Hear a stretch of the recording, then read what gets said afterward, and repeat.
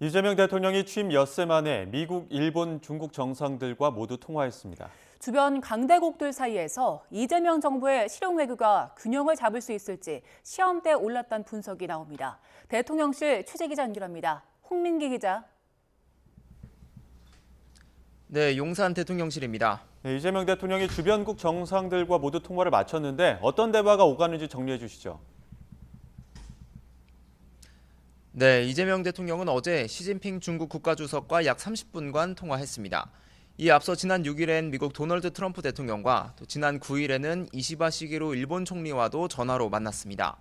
대통령 취임 엿새 만에 주변 3강 정상들과 통화하면서 상견례를 마친 건데요. 이 미중일 순서로 통화했던 문재인 정부와 달리 중국에 앞서 일본과 통화했고 또 미국, 일본보다 중국과 대화한 시간이 더 길었습니다. 대통령실은 순서나 시간에 큰 의미가 있는 건 아니란 입장이지만 이를 두고 여러 해석이 나오는 것도 사실입니다. 미일 정상과 먼저 통화한 건 한미일 협력에 방점을 찍은 건 아니냐는 해석이, 또 반대로 중국 정상과 더 길게 대화를 나눈 건 중국과의 관계 개선에도 주력할 거란 의미로 풀이될 수 있기 때문입니다. 그만큼 이재명 정부에 놓인 숙제가 만만치 않다는 뜻이기도 한데요. 미중 사이 패권 경쟁이 격화하면서 중간지대에 놓인 이재명 정부 앞에는 균형 외교가 큰 과제로 남았다는 분석이 많습니다. 어제 시진핑 주석과 통화 직후 신화통신 등 중국 관영 매체들은 시 주석이 이 대통령에게 혼란으로 뒤엉킨 지역과 국제 정세에 확실성을 불어넣어야 한다고 말했다고 보도했는데요. 시 주석은 여기에 다자주의와 자유무역 수호, 또 산업 공급망의 안정과 원활한 보장도 언급한 것으로 전해졌습니다.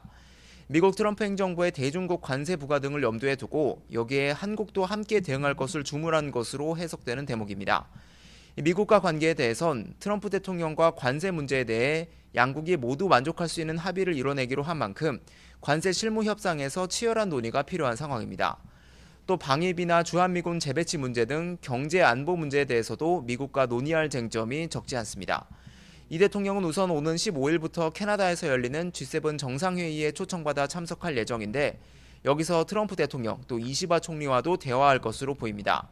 또 오는 11월 경주에서 열리는 APEC 정상회의에 시진핑 주석을 초청했는데요.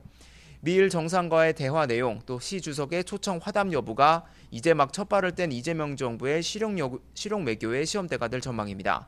지금까지 용산 대통령실에서 YTN 홍민기입니다.